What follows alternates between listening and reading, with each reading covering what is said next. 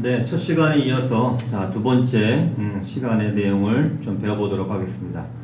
자, 첫 번째 시간에 여러분들이 이제 오리엔테이션 하면서 수업 계획 중에 탁구에 대한 내용을 했고, 이어서 이제 그 중간고사 이후에 배구 수업에 대한 그런 수업 진행에 대해서 좀 간략하게 좀 알아보도록 하겠습니다. 자, 9주차에 중간고사 끝나고 나면 9주차에 여러분들이 이제 협동학습 모형을 적용한 그러한 수업을 하려고 하는데, 대표적으로 배구라고 하는 거. 예, 그래서 배구의 기본적인 경기 규칙의 하나는 뭐예요? 배구는 바닥에 공에 닿는 순간 득점을 하거나 실점하는. 자, 축구 같은 경우는 주로 그라운드 바닥에서 주로 공이 패싱되고 공도 차고 슛도 하고 하는 건데, 배구는 뭐예요? 우리가 바닥 위에 항상 그 공중에서 공이 토스가 되기도 하고 때리기도 하고 받기도 하는. 자, 그래서 득점과 실점의 가장 첫 번째의 방법은 공이 바닥에 닿느냐, 예, 그런 기준을 가지고 이제 득점과 실점을 따지죠.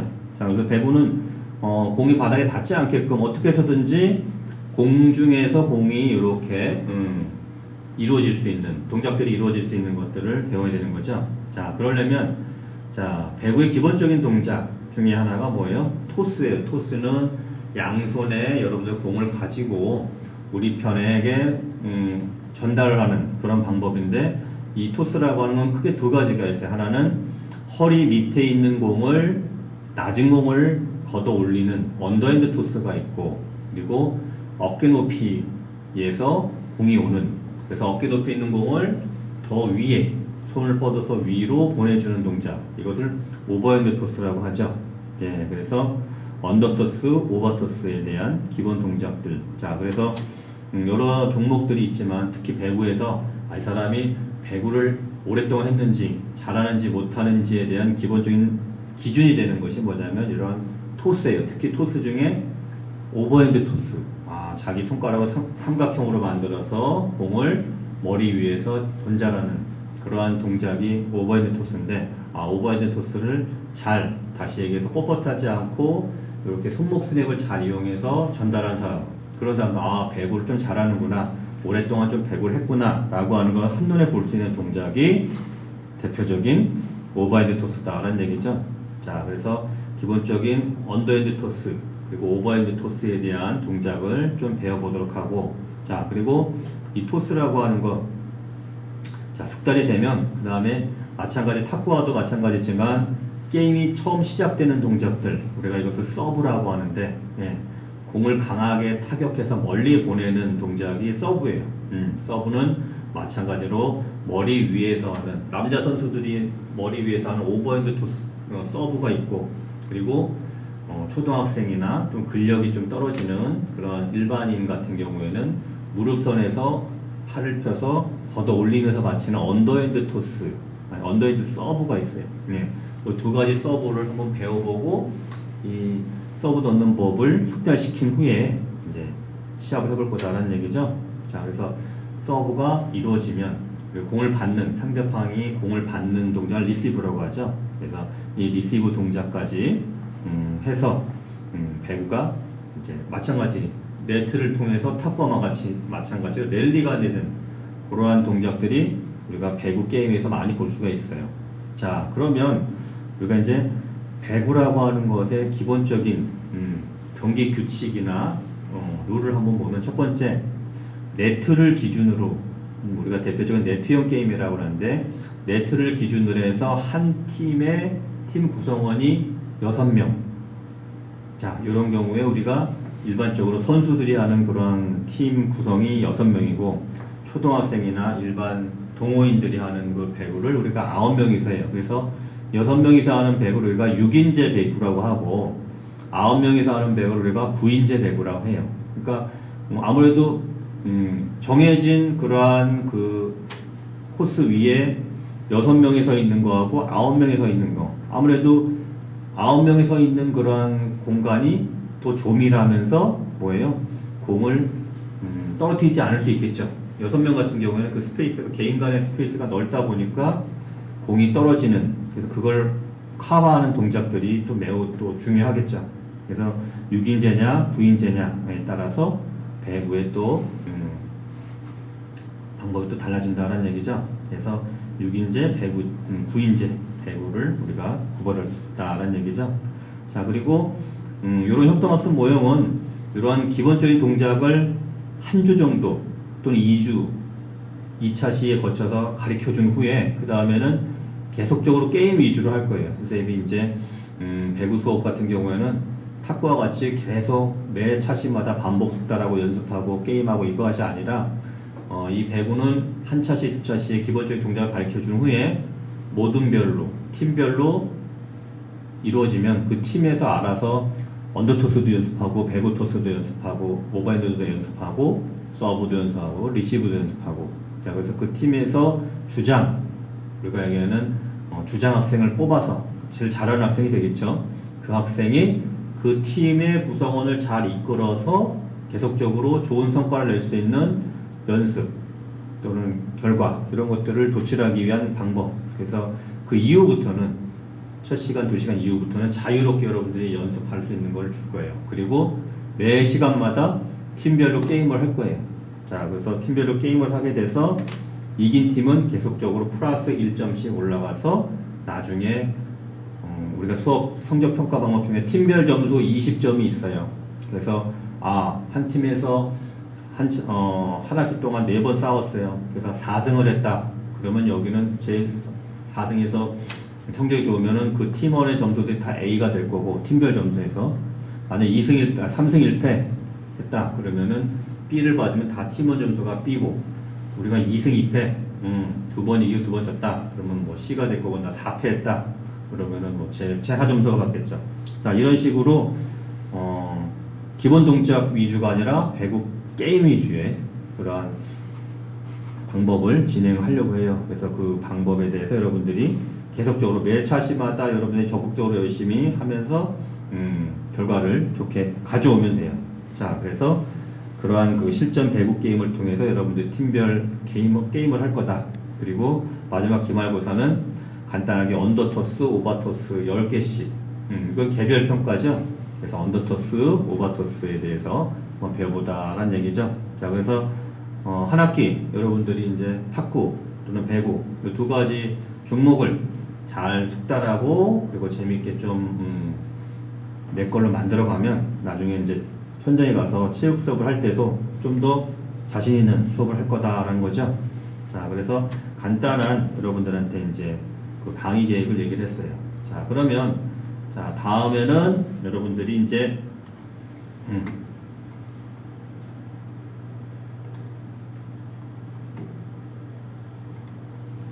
본격적으로 실기 동작에 대한 걸 좀 배워보자라는 얘기죠. 자, 여러분들이 탁구라는 수업을 이제 전차시에서 한번 수업을 들어봤는데, 자, 이번 시간에는 이제 탁구의 기본적인 동작이 어떤 것들이 있는지 그렇게 한번 보려고 해요. 자, 그래서 탁구의 기본 동작에 대해서 한번 살펴보자라는 거죠. 자, 첫 번째, 탁구의 기초 지식. 자, 그래서 여러분들이 탁구에 대한 그러한 기초 지식이 전혀 없어요. 그래서 탁구에 대한 기초 지식 중에 탁구에 대한 역사, 그리고 탁구에 대한 어떤 용어, 그리고 탁구에서 쓰는 그러한 용어들을 알아야 여러분들이 탁구 수업을 하는데 또는 탁구를 하는데 이해가 되겠죠. 자, 그리고 탁구 공이라든가 탁구채 잡는 방법, 그리고 특히 단식과 복식의 게임 이런 것들을 좀 살펴보자라는 거죠. 자, 그러면 간단하게 여러분들이 이제 탁구의 역사, 용어 뭐 이런 것도 한번 보기 전에 탁구채 잡는 방법 뭐 이런 것들을 한번 좀 보도록 할게요. 자, 첫 번째로 탁구 역사 및 용어에 대해서 한번 좀 살펴볼게요.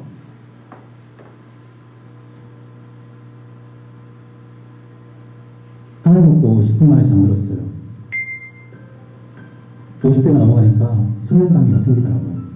잠을 푹 못 자고 힘들었습니다.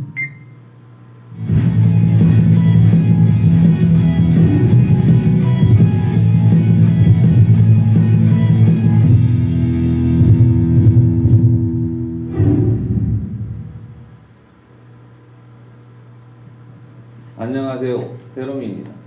오늘은 탁구의 올바른 용어에 대해서 살펴보도록 하겠습니다. 탁구 용어를 정확하게 알면 탁구 기술에 대해서 쉽게 이해할 수 있습니다. 탁구 용어의 기술에 대한 정의가 50% 이상이 있기 때문입니다. 탁구 용어를 살펴보기 전에 탁구가 어디에서 시작되는지를 살펴보도록 하겠습니다.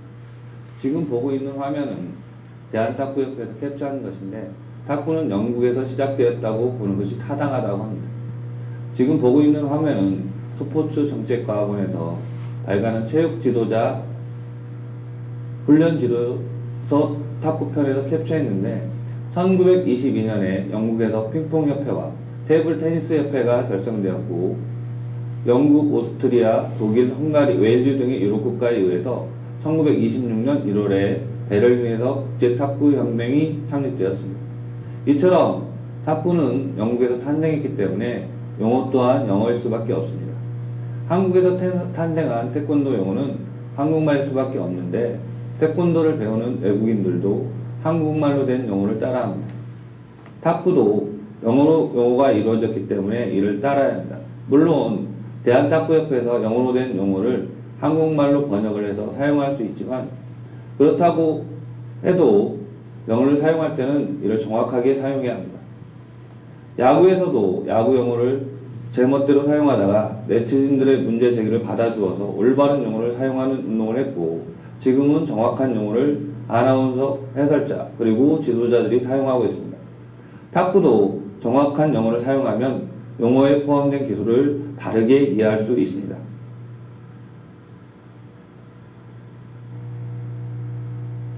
탁구 용어를 올바르게 사용한다는 문제 제기는 제가 처음이 아닙니다.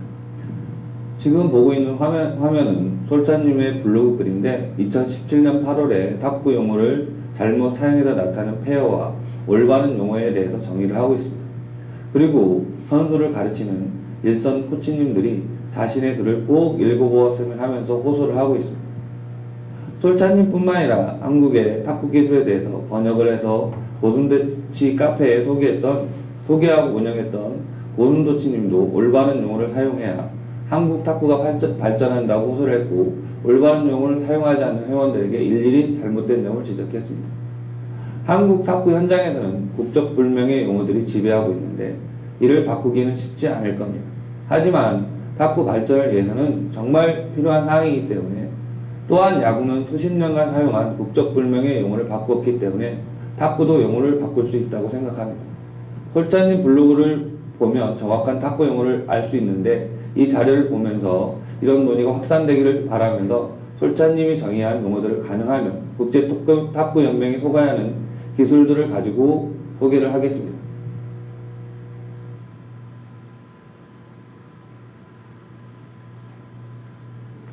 우리가 흔히 부르고 있는 포핸드롱이라는 용어는 없습니다.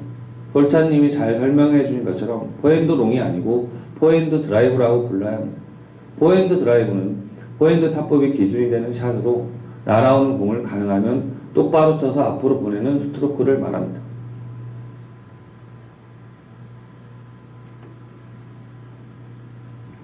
우리가 흔히 부르고 있는 백핸드 쇼트는 백핸드 드라이브로 불러야 합니다. 국제탁구연맹은 백핸드 드라이브를 백핸드 기본 타법이라고 정의를 하고 날아오는 공을 가능하면 똑바로 쳐서 앞으로 보내는 스트로크인데 다른 백핸드 탑스핀을 배우기 전에 꼭 익혀야 할 기술이라고 합니다.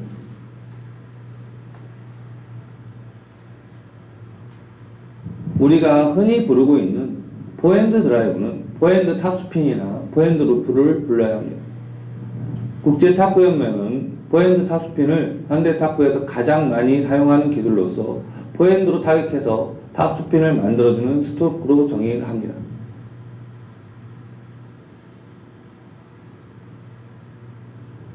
우리가 흔히 부르고 있는 백핸드 드라이브는 백핸드 탑스핀이나 백핸드 루프로 불러야 합니다. 국제탁구연맹은 백핸드 탑스핀을 포핸드 탑스핀과 더불어서 가장 많이 사용하는 기술로서 백핸드로 타격해서 탑스핀 즉 전진 회전을 만들어주는 스트로크로 소개합니다.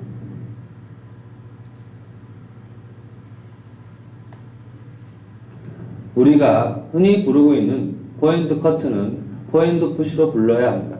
커트는 자른다는 의미가 있어서 커트라고 하면 다른 이미지를 연상시킬 수 있습니다. 영어권에서 부르고 있는 푸시로 불러야 정확한 의미가 전달됩니다. 이는 국제탁구연맹에서도 마찬가지인데 제가 거기에 걸맞는 영상을 찾을 수가 없어서 컬러 스핀에서 소개하는 영상으로 대체합니다.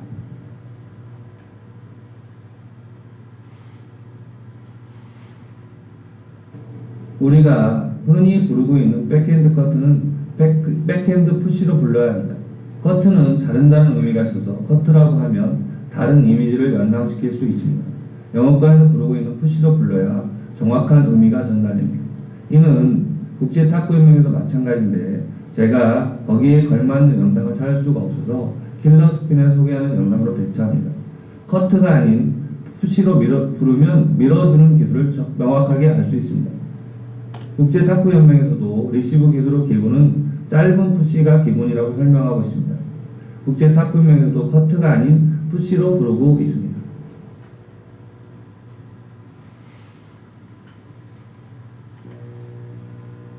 우리가 흔히 부르고 있는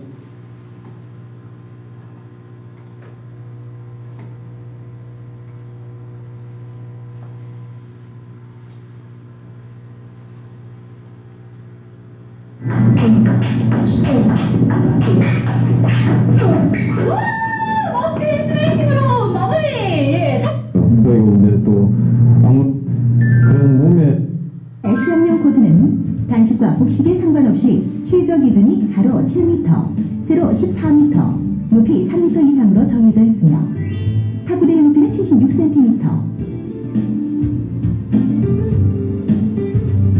세로 274cm,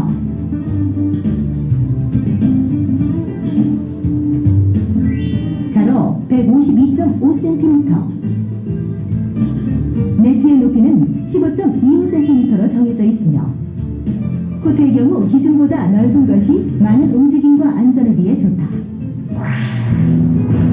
탁구 경기는 크게 개인전과 단체전으로 나뉘어지는데 개인전은 다시 단식, 복식, 혼합 복식 경기로 구분되며 세트당 11점을 먼저 성취하는 쪽이 승리하게 되고 3세트 또는 5세트 경기로 이루어진다.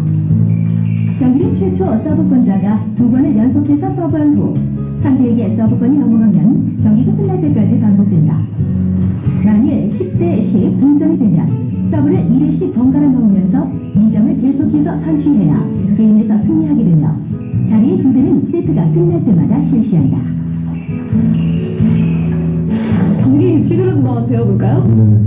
일단 탁구는 제일 먼저 이제 서비스에서부터 시작이 되는데 서비스의 경우는 먼저 내 코트에 먼저 맞고 그 다음에 이제 상대 코트로 가야 되는데 이제 그러고 나서 넘어오는 볼을 또 제 코트로 치면 안 되고 서비스가 제 코트로 왔다고 해서 다음에 넘어오는 볼을 제 코트로 치면 안 되고 계속 이제 상대 코트로 왔다 갔다 왔다 갔다. 서비스 같은 경우에 이제 실점하는 경우 어떤 경우냐면은 바로 제 코트에 맞고 네트로 갔을 때. 또 두 번째는 제 코트에 맞고 상대 코트에 맞지 않고 바로 나갔을 때. 서비스를 띄울 때 예전에는 막 이렇게 그런 규정이 확실치 않았을 때는 막 손이 테이블 안에 들어가서 넣는 경우가 많았어요. 근데 지금은 그게 확실하게 바뀌어서 엔드라인 바깥쪽에서 공을 띄워야 되고 띄울 때, 아니 토스할 때 손바닥에서 16cm 이상. 먼저 서브의 경우는 정지한 손바닥 위에서 공을 회전시키지 않고 수직에 가깝게 던져 올려야 하며 올려진 공의 높이는 손바닥에서 16cm 이상이 되어야 한다. 이때 공은 엔드라인을 넘어 탁구대 안으로 들어가서는 안 된다. 탁구공은 서브 동작을 취하기 시작해서 라켓에 맞을 때까지 항상 심판에게 보이도록 탁구대보다 높게 위치해야 하며 라프한 공이 라켓에 맞은 다음 자기 진영을 반드시 원바운드 된 후에 네트를 넘어가야 한다. 서브를 헛스윙했을 경우도 실점으로 간주한다. 종종 이런 경우가 있어요. 여기 엣지 부분을 맞고 딱 떨어졌을 때 근데 실점이냐 아니냐를 두고 굉장히 말들이 많잖아요. 네, 그렇죠. 일단은 이제 뭐 탁구를 처음 치시는 분들은 무조건 옆에만 맞으면 다 그 이제 인인 줄 아세요. 이제 뭐 다 득점인 줄 아시는데 여기 보시면 완전 이쪽 옆면에 맞았을 경우에는 아웃이고 여기 보면은 모서리 부분이 이렇게 있습니다. 네. 모서리 부분. 모서리 부분에 맞았을 때는 아무래도 공이 옆으로 튀죠. 네. 모서리 부분에 맞았을 때. 네. 공이 옆으로 튀었을 때는 에지. 어. 에지고 네. 옆으로 맞았을 때는 거의 공이 밑으로 꺼져요. 이런 식으로. 이렇게 맞았는데도 세이브라고 우기시는 분은 안 됩니다. 짧게 왔을 때. 네. 이제 라켓이 네트를 네. 건드렸을 때는 실점입니다. 그런데 뭐 예를 들어서 테이블에 공이 와서 테이블에 이제 이렇게 건드려서 치는 거는 뭐 그런 거는 폴트 뭐 아웃 이런 게 아니고요. 오로지 테이블 안에서 일어나는 상황에서는 네트나 지주를 건드려서 상대방에게 공이 넘어왔을 때 이럴 때는 실점이 되는 경우죠. 이외에도 실점의 경우는 공이 자신의 코트에 계속해서 2번 맞을 경우, 공을 연속적으로 2번 칠 경우, 탁구 라켓을 쥐지 않은 손으로 탁구대 위를 건드릴 경우, 자기 진영에 마운드 되기 전에 리턴할 경우 등이 있다. 이 탁구는 라켓 운동이잖아요. 네. 뭐니 해도 가장 중요한 것은 이 라켓일 것 같아요. 네. 라켓에도 이제 쉐이커 이제 패널들 크게 두 가지로 나누는데 쉐이크도 이제 종류가 여러 가지 있고 패널도 여러 가지 있는데 일단 패널들 같은 경우 이제 일본식 이제 드라이브형, 일본식 드라이브형이 있고 지금 일단 라바가 부착이 안 된 상태인데 네. 여기 보시면 이제 라바가 부착이 된 상태인데 이제 이거는 이제 일본식 드라이브 공격형 이렇게 해서 좀 특이하게 생겼는데 네. 이제 중국식 패널드 공격형 일본식 패널더, 중국식? 중국식 패널드 패널더. 공격형. 아, 근데 지금 손잡이 부분이 네. 둘 다 공격형이라고 말씀하셨는데요. 네. 손잡이 부분이 네, 아무래도 좀 틀리죠. 예, 네. 왜 그런가요? 근데 이제 이 패널 일본식 패널드 같은 경우에는 네. 뒷면을 사용을 안 하기 때문에 네. 앞면으로만 공격을 하기 때문에 뒷면 사용하지 네, 뒷면은 사용을 하지 않고 이쪽 라바 붙은 앞면만 사용하기 때문에 이제 손잡이가 이렇게 길고 굵고 이렇지만 네. 이제 중국식 패널 같은 경우는 네. 라바를 양쪽으로 다 부착을 해야 되기 때문에 지금처럼요? 네 그렇죠. 이제 쉐이크핸드 같이 부착을 해야 되기 때문에 손잡이도 짧고 아무래도 이제 좀 손목이 쓰기 편하도록 그렇게 하기 위해서 이제 손잡이가 좀 짧은 거죠. 이제 쉐이크 공격형. 네. 이거 지금 유럽에서 많이 쓰다가 이제 한국으로 이제 넘어왔는데 네. 쉐이크 공격형으로 이제 지금은 이제 한국 사람들도 많이 이제 쓰는 네. 라켓이죠. 그냥 통으로 이렇게 되어 있는 거, 패널들은 이제 거의 통으로 되어 있고요. 네. 쉐이크 같은 경우에는 이렇게 중간에 보시면 이게 겹이 있습니다. 예. 네. 중간에 이렇게 보시면 겹이 있는데 저 같은 경우에는 지금 3겹짜리. 아. 예. 그리고 이제 뭐 다른 유럽 라켓 보면 뭐 5겹, 뭐 7겹 그렇게 있는데 저는 일단 3겹짜리로 예. 아무래도 감각과 회전을 많이 이용하는 그런 라켓입니다. 이 라켓의 이 나무에 몇 겹이냐에 따라서 네. 또 라켓의 성질이나 네, 특징이 그렇죠. 달라지게 되는 건가요? 네, 파워나 스피드나 틀려지는 거예요. 아, 네. 그래요? 네.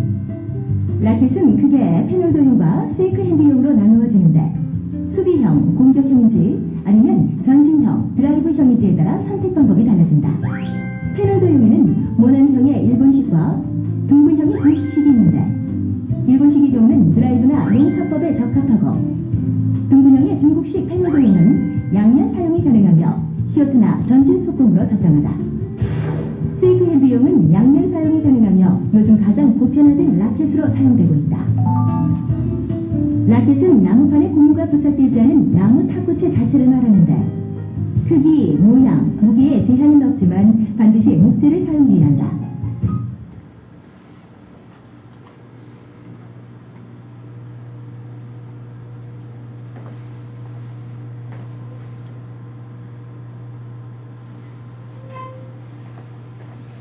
네. 여러분 탁구와 관련된 탁구 잡는 법 그리고 단식 법식 그리고 간단한 탁구 역사 용어를 좀 살펴봤어요. 자, 그래서 기본적인 탁구의 기초 지식을 한번 여러분들이 살펴봤고, 자, 다음 시간에는 이제 본격적으로 포핸드 스트로크 그리고 백핸드 스트로크 이 동작에 대한 그 공부를 좀 해보도록 하겠습니다. 자, 수고하셨습니다.